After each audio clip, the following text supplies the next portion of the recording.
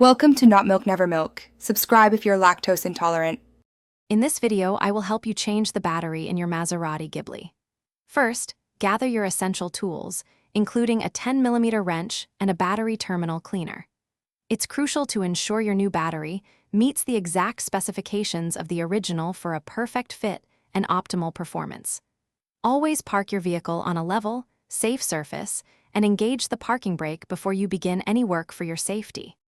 Next, locate your battery, which is typically found in the trunk of your Maserati Ghibli, often beneath a protective cover. Carefully remove any trim or covers to access it. To prevent any electrical shorts, always disconnect the negative terminal first. Then, proceed to disconnect the positive terminal. Finally, loosen and remove any hold-down clamps that secure the battery in its tray. Before placing the new battery, take a moment to thoroughly clean the battery tray and the terminal connectors. This ensures a good electrical connection and prevents corrosion. Now, carefully position the new battery into the tray, making sure it sits securely and snugly. Connect the positive terminal first, followed by the negative terminal, and tighten all connections firmly to prevent any looseness.